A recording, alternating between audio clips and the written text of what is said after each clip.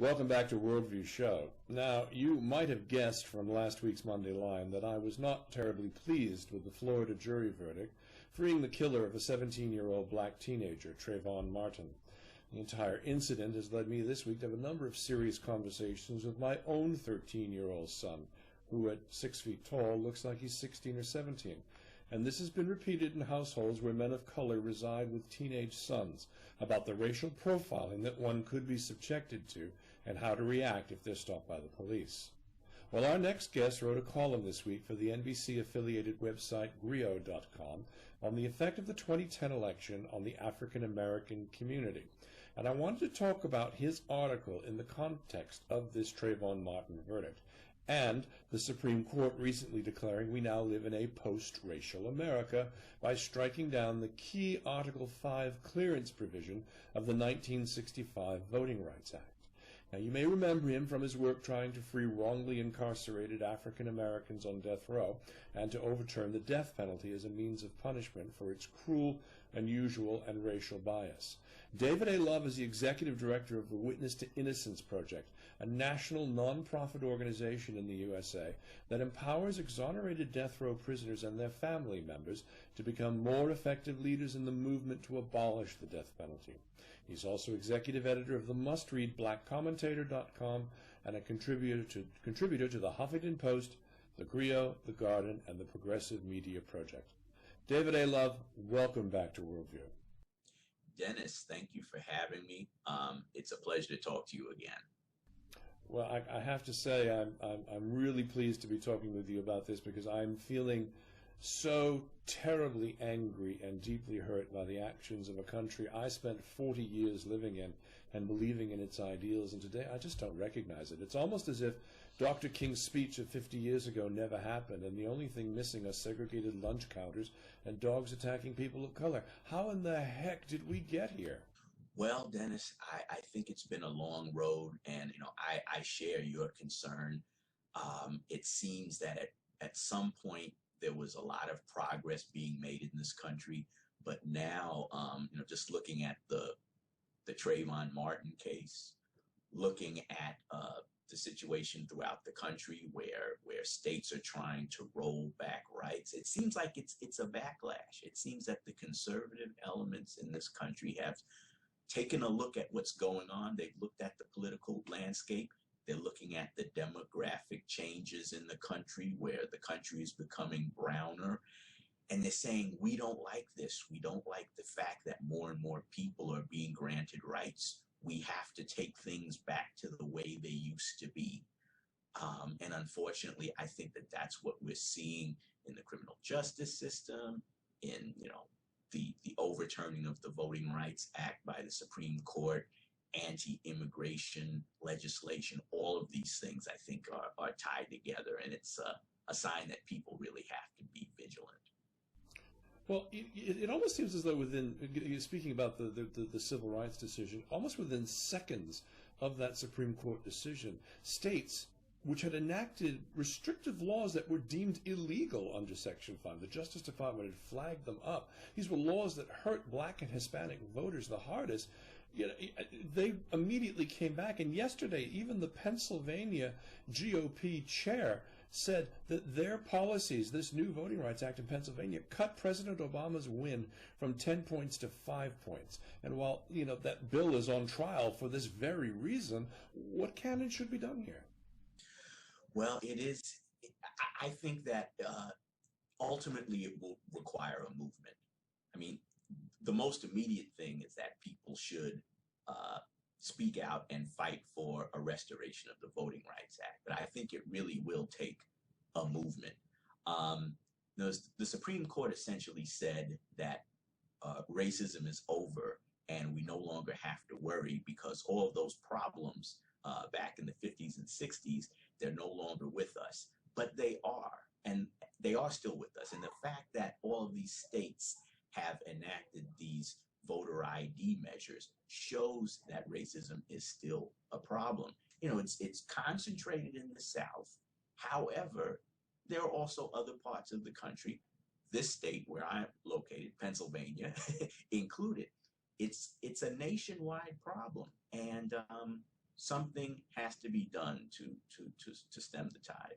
Yeah, I mean, aside from taking a contract hit out on Scalia, Thomas, and Roberts, I mean, what can be done to stem the tide of this conservative court in Congress? I mean, we're into a record period of obstruction, and we have a sequestration that's harming those in the USA that are of color and who can at least afford it.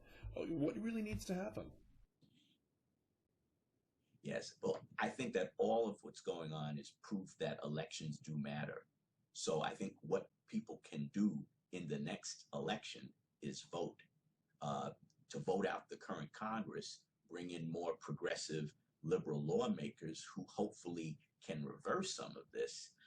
Also, looking at the next presidential election, making sure that a Republican does not get into office, making sure that a more progressive candidate is in place who will have the power to nominate one or more, maybe even several new Supreme Court justices. Just having one more centrist or liberal-leaning justice on the court would make a very big difference. And it's all tied to elections. Indeed. We're talking with David A. Love of the Witness to Innocent program here on Worldview Show. David, let's talk the Trayvon case. I mean, is the U.S. destined to remain so deeply divided a nation? I remember in the 60s and the 70s, there was common sense, and there was some healing around the issue of racism. All of that is now thrown out the window. What can be done, particularly in cases like these affecting young African-American men? Well, it's an issue that I know we're both concerned about. I have a 3 soon-to-be 4-year-old son, so I'm concerned about his future.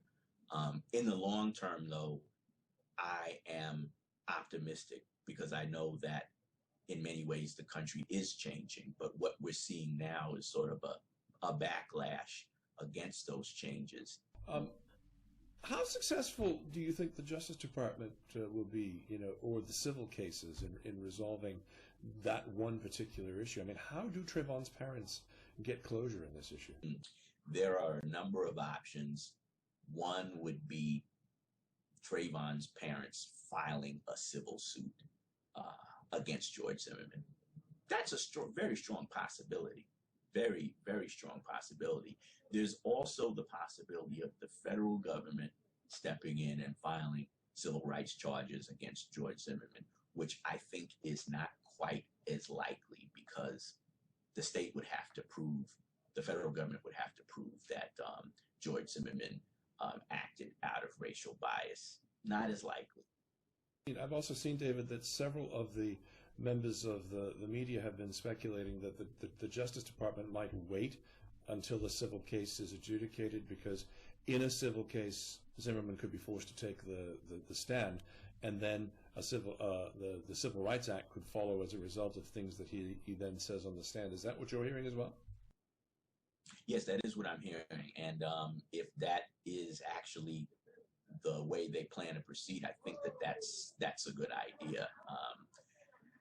And I think there's also something else that people need to look at, which are the stand your ground laws in Florida, as well as over 24 other states around the country. Florida was the first state to enact it, and since then it's spread. And this is a bad piece of legislation that's really at the root of this problem. It's horrifically bad. I mean, because you've also got it's so bad that indeed you have, for 2 days running now, the Florida State House has been under siege by members of the public who are saying, look, you need to do something and fix and change this bill. Yes. Awful piece of legislation that was supported, drafted by the NRA as well as ALEC, the American Legislative Exchange Council. Essentially conservative, reactionary lawmakers, the same people who are behind the voter ID laws. They have decided that they want a Wild West type of mentality where people who have guns and feel that they're threatened can just shoot to kill. And it's creating a vigilante type of mentality. And this is really the natural consequence of this type of law.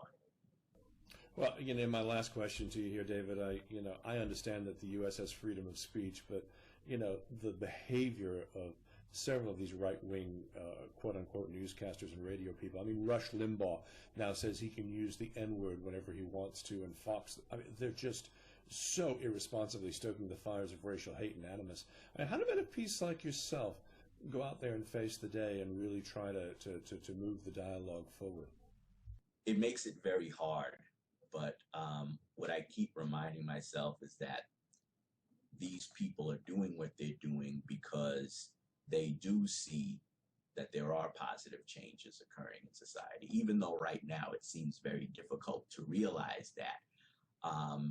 Time is really running out on them, and they know it. So that's what really helps me get through the day, and just realizing that, there's a lot of work to do. And if we're engaged in social change and trying to make a difference, then that really is what keeps us on the right track and in a positive mindset. But otherwise, it's tough. Well, hopefully, David, we can all keep the faith and keep moving this forward. As always, it's been an absolute pleasure having you here. Oh, same here. Thanks for having me, and great to talk with you. David A. Love is the executive director of Witness to Innocence, a national nonprofit organization that empowers exonerated death row prisoners and their family members to become effective leaders in the movement to abolish the death penalty. He joined us today from his home in Philadelphia. You're watching Worldview with Dennis Campbell. Stay right here.